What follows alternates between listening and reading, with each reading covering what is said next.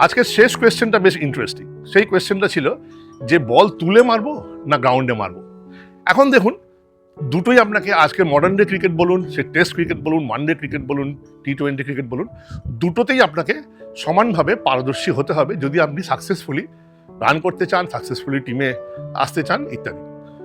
দুটো শটে খেলতে গেলে বেসিক যেটা ফার্স্ট জিনিস মাথায় রাখতে হবে, ফার্স্ট জিনিস যে যখন আপনি শট মারছেন, তখন আপনি যখন ব্যাট গ্রিপ করছেন এবং শট মারছেন, যত আপনি বাঁ হাতের ওপর জোর দেবেন, বাঁ হাতটাকে শক্ত করে ধরবেন, শটটার মধ্যে বাঁ হাতটাকে দেবেন, যত বাঁ হাতটাকে শটটার মধ্যে দেবেন তত বলের নিচের দিকে যাওয়ার চান্স, বলটা নিচের দিকে যাবে। সো যখন আমরা প্র্যাকটিস করি তখন ওই যে বললাম একটু আগেই যে হাতকে লুজ রাখতে হবে, বটম হ্যান্ডটাকে এরকম দু আঙুল দিয়ে ধরে প্র্যাকটিস করতে পারেন, কোনো অসুবিধা নেই।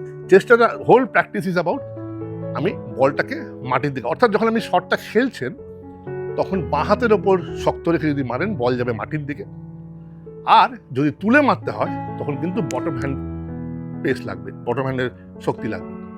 তো সেক্ষেত্রে আপনাকে বটম হ্যান্ডের ওপর জোর দিতে হবে বেশি, বিকজ নাও লিফটিং। তাহলে কি হচ্ছে, আর কিছুই না, বটম হ্যান্ডে জোর দিলে কি ব্যাটটা এমনিতেই কতটা উঠে যাচ্ছে দেখুন।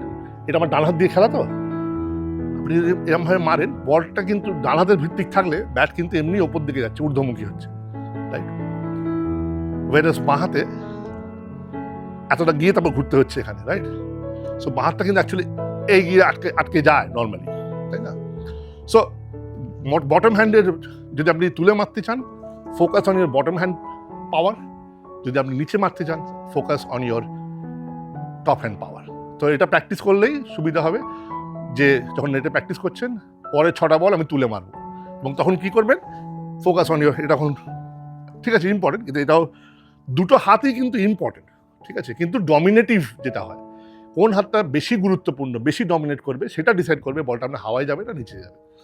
এবং ওই যে বললাম, যখন আপনাকে সামনে ফিল্ডিং সাজিয়ে দিয়েছে তখন আপনি চট করে মাইন্ডসেট চেঞ্জ করে দিয়ে ওই একই শট মারলেন, কিন্তু এবার একটু ডান হাত দিয়ে মারলেন, যার ফলে বলটা ওপর দিয়ে বেরিয়ে গেল। শট একই থাকছে, ঠিক ফাস্ট বোলার যেমন স্লোয়ার বল করে, বল একই করে, আর্ম স্পিড একই থাকে, শুধু বলের গ্রিপ চেঞ্জ করে বলে বলটা হাত থেকে আসতে বেরোয় কিংবা জোরে বেরোয়। Arm action, arm speed, everything is the same with batting. আপনার শটটা খেলা, আপনার যেভাবে শটটা খেললেন সেইটা সব এক থাকবে, শুধু বটম হ্যান্ডটাকে দিয়ে খেললে এবং উদ্দেশ্য প্রণীতভাবে খেলতে হবে, আদারওয়াইজ তো ক্যাচ হয়ে যাবে। সো এই বলটা আমি ওদের ওপর দিয়ে মারবো, রাইট? সো আমাকে তুলে দিতে হবে ওপর দিয়ে। It's easy, you do it, it will become your second nature. All the best, enjoy your cricket, become a fantastic cricketer. All the best.